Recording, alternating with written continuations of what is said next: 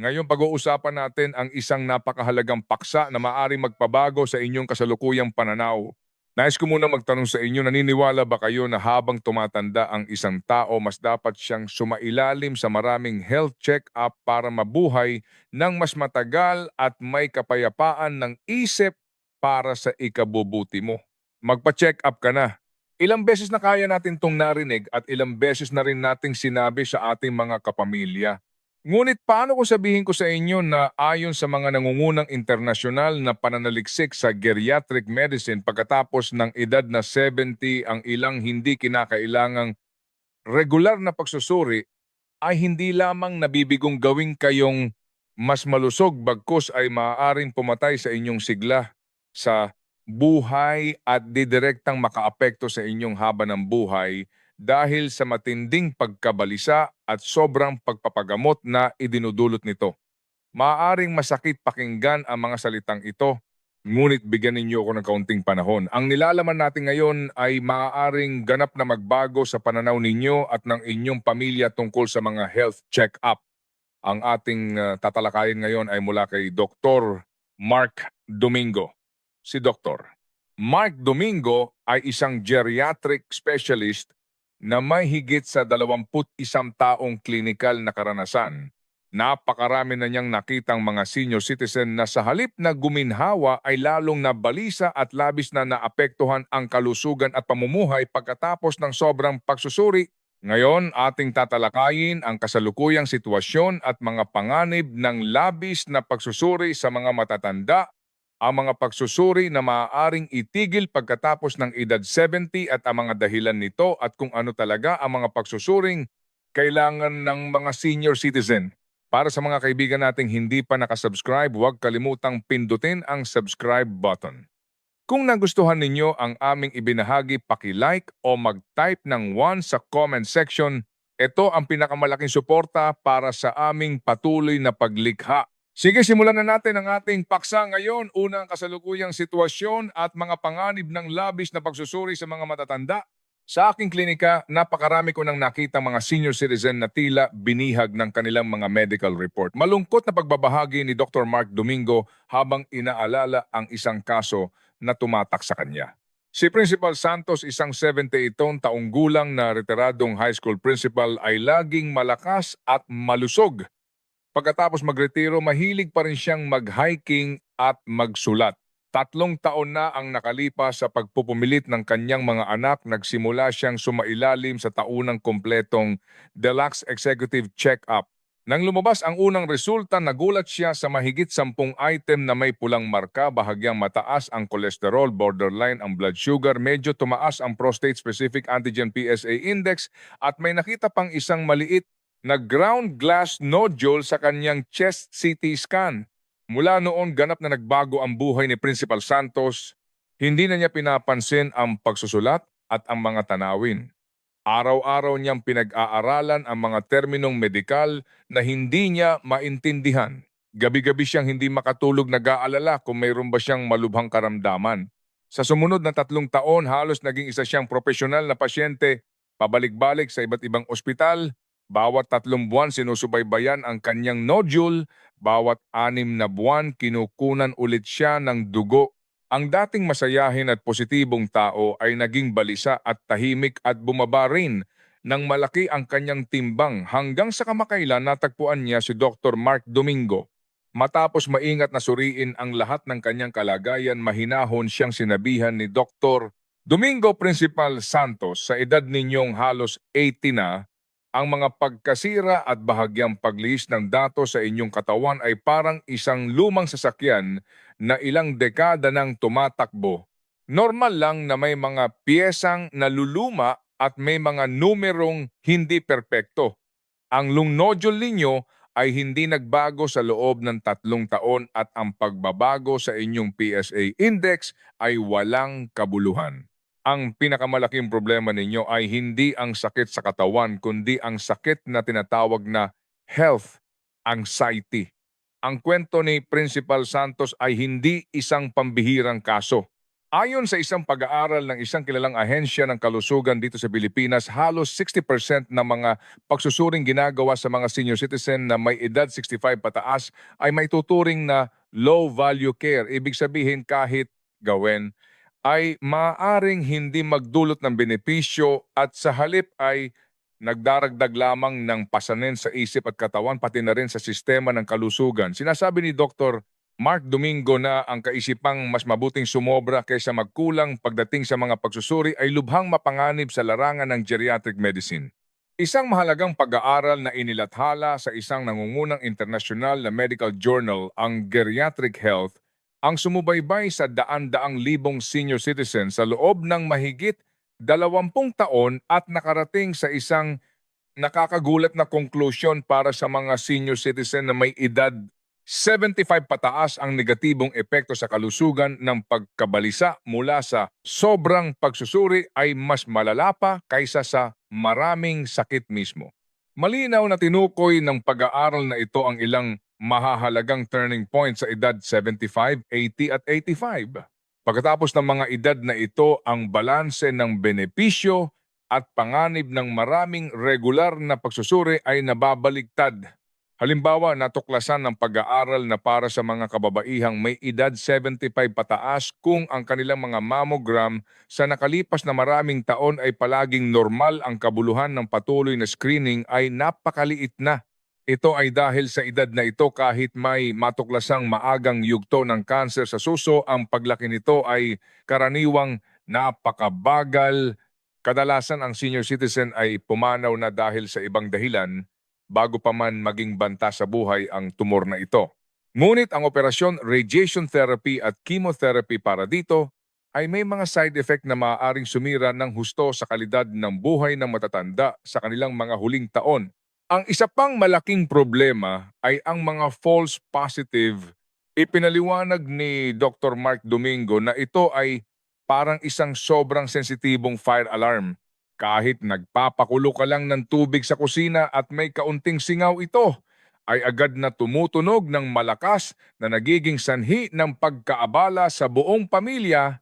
Habang tayo ay tumatanda, dumarami ang mga benign na problema sa ating katawan at ang rate ng false positive sa mga pagsusuri ay biglang tumataas.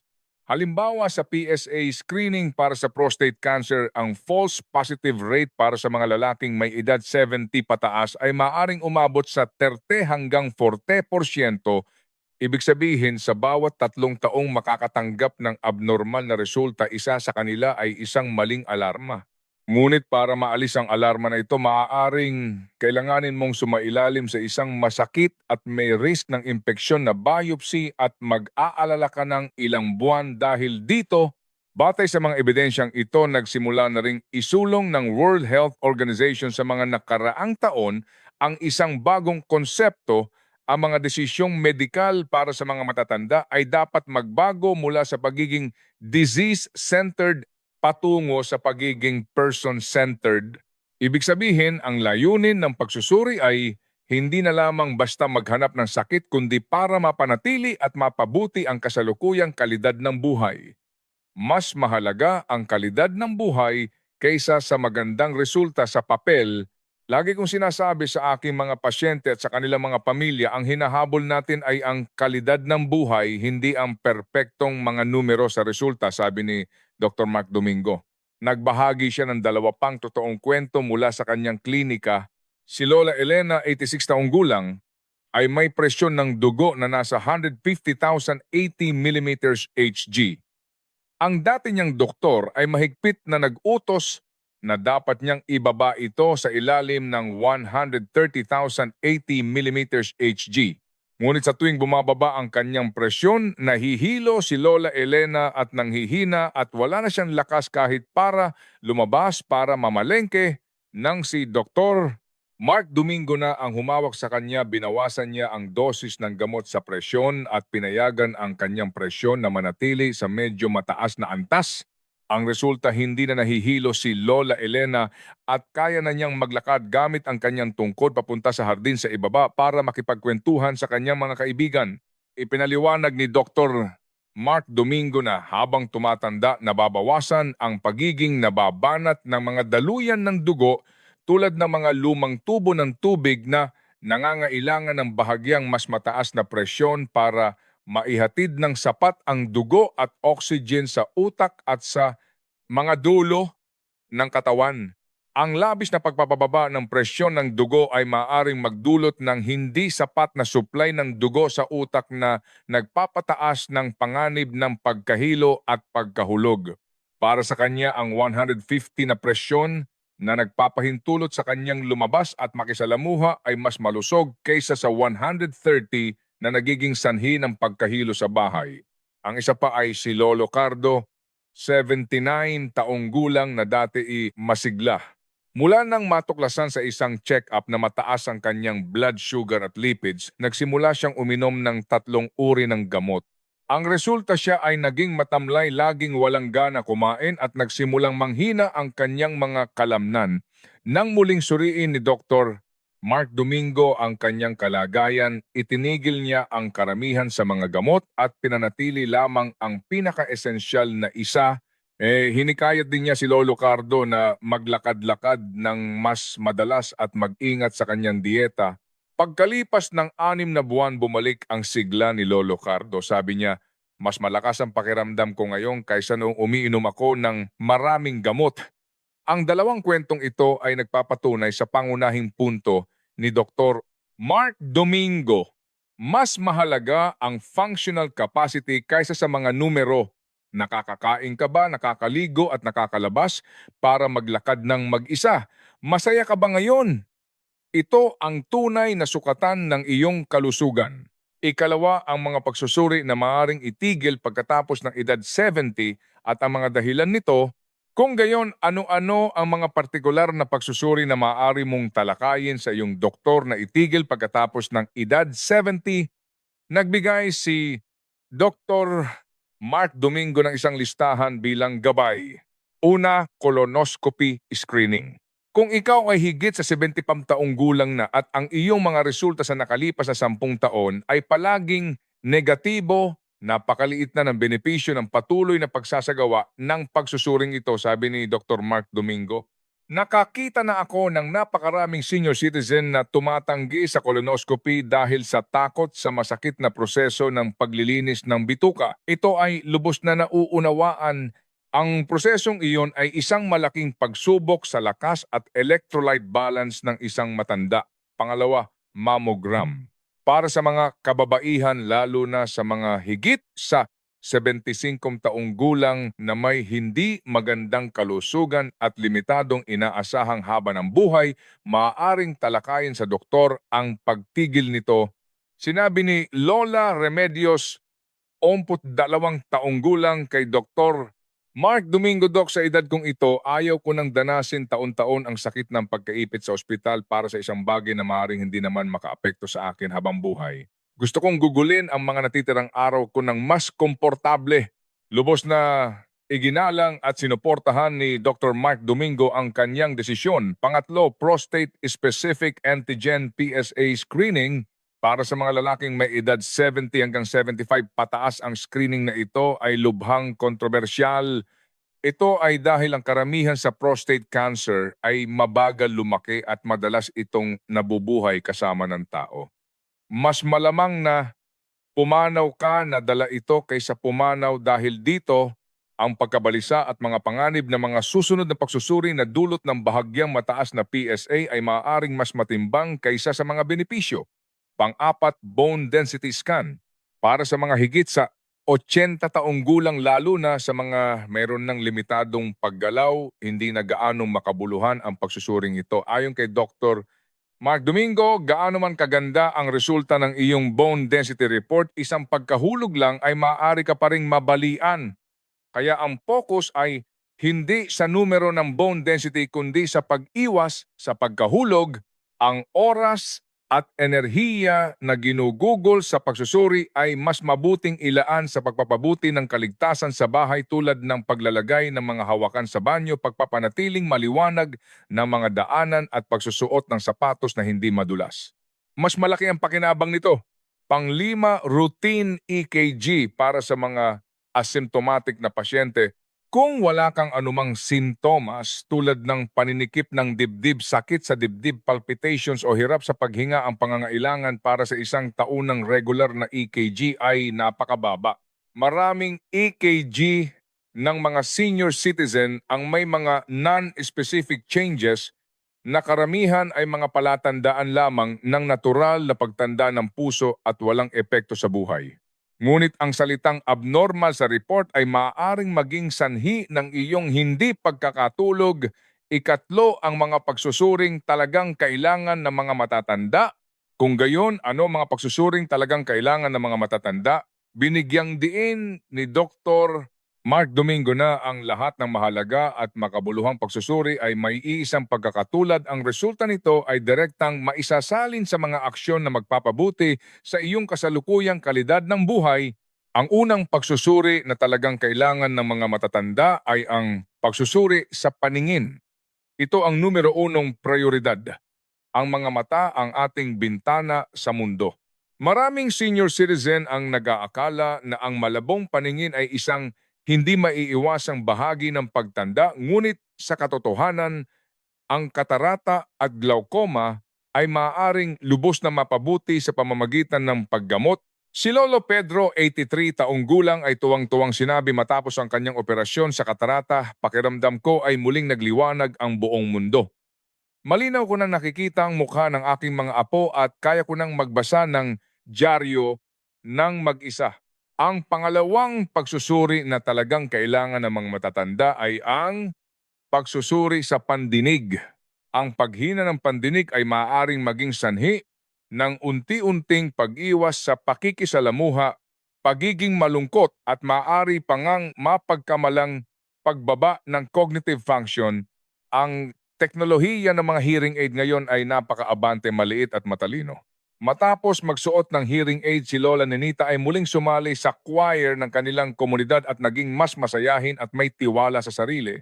Ang pangatlong pagsusuri na talagang kailangan ng mga matatanda ay ang pagsusuri sa panganib ng pagkahulog. Ayon kay Dr. Mark Domingo, para sa mga senior citizen, ang huling pagkahulog ay lubhang nakakatakot. Ang pagsusuri sa panganib ng pagkahulog ay napakasimple. Ipapasagawa sa iyo ng doktor ang ilang mga kilos tulad ng pagtayo sa isang paa, paglakad sa isang tuwid na linya at pagtayo mula sa upuan para masuri ang iyong lakas at balanse. Si Aling Susan, noong siya ay 76 taong gulang, ay natuklasang medyo mahina ang kanyang balanse. Sa gabay ng isang physical therapist, sumailalim siya sa rehabilitasyon. Ngayon, sa edad na 81, matatag pa rin ang kanyang paglakad. Ang pang-apat na pagsusuri na talagang kailangan ng mga matatanda ay ang pagsusuri sa nutrisyon. Sa pagtanda, ang dapat katakutan ay ang pagpayat, hindi ang pagtaba. Maraming senior citizen ang nagkakaroon ng malnutrisyon at pagkawala ng kalamnan dahil sa problema sa ngipin, paghina ng panlasa o pamumuhay ng mag-isa. Isang simpleng pagsusuri sa dugo at isang dietary questionnaire ang makakapagsuri sa iyong nutritional status. Kung kinakailangan ang pagdaragdag ng ilang high-protein nutritional supplement ay napakahalaga para mapanatili ang lakas ng katawan. Ang panglimang pagsusuri na talagang kailangan ng mga matatanda ay ang pagsusuri sa cognitive function at emosyon. Hindi ito isang nakakakabang pagsusulit kundi isang mahinahong pagtatasa na parang nakikipagkwentuhan lang para malaman ang iyong memorya, atensyon at emosyonal na kalagayan. Ang maagang pagtuklas ng ilang pagbabago sa cognition o emosyon ay maaaring epektibong matugunan sa pamamagitan ng pakikisalamuha, pag-aaral, ehersisyo at iba pang non-drug interventions upang mapabagal ang paghina at mapanatili ang kalusugan ng utak. Sa issue ng pagsusuri sa mga matatanda, lubos na nauunawaan ni Dr. Mark Domingo ang hirap ng mga senior citizen na makipag-usap sa mga doktor. Kapag sila ay pinagsasabihan na magpa-check up, nagturo siya ng ilang praktikal na paraan ng pakikipag-usap. Huwag matakot magtanong kapag kaharap ang doktor. Kapag nagmungkahi ang doktor ng isang pagsusuri, maaari kang ngumiti at sabihin ang mga sumusunod. "Isa, Dok, salamat po sa inyong mungkahi. Nais ko lang pong malaman ano po ang mga partikular na benepisyo ng pagsusuring ito para sa isang kaedad ko. Kung may makitang problema, ano po ang susunod nating gagawin? Pangalawa, sige po, mukhang mahalaga ito. Uuwi po muna ako para pag-usapan namin ang aking pamilya at para maunawaan ko ang lahat ng impormasyong ibinigay ninyo ngayon. Pwede po bang bumalik na lang ako sa susunod para pag-usapan natin ang desisyon? Pangatlo, Dok, ang pangunahing layunin ko po sa buhay ngayon ay mapanatili ang aking lakas para makalabas at makapaglakad-lakad pa rin ng mag-isa. Gusto ko lang pong tiyakin na ang anumang desisyon na gagawin natin ay nakasentro sa layuning ito. Naniniwala ako na pagkatapos nito mayroon na kayong bago at mas matalinong pananaw tungkol sa mga health check-up. Binabago ng edad ang lahat. Huwag gamitin ang pamantayan ng mga kabataan para sa inyong tumatandang katawan. Pumili ng mga pagsusuri na may kabuluhan sa kalidad ng buhay sa halip na mag-alala sa pag-iwas sa isang malayong sakit na maaring hindi mangyari. Ikaw ang laging may-ari ng iyong katawan at may karapatang gumawa ng pinakaangkop na desisyon para sa iyong sarili. Ang tunay na kalusugan ay ang masayang pagkakaisa ng isip at katawan. Ilipat ang oras at enerhiya mula sa pagtutok sa malamig na datos patungo sa paglikha ng masayang karanasan sa buhay. Ang bawat araw pagkatapos ng edad na 70 ay isang natatanging regalo na dapat gamitin para mag-enjoy, hindi para mag-alala. Kung nakatulong sa iyo ang nilalaman ngayon, huwag kalimutang i-like at mag-subscribe sa aming channel Ang Gabay sa Kalusugan at i-on ang notification bell para makatanggap ng mas maraming praktikal na impormasyon sa kalusugan. At pakibahagi po ang mahalagang video na ito sa bawat miyembro ng pamilya at kaibigan na mahalaga sa inyo. Katawan mo, desisyon mo. Hangad namin ang inyong kalusugan at isang makulay na buhay bawat araw. Magkita kita tayo sa susunod na video.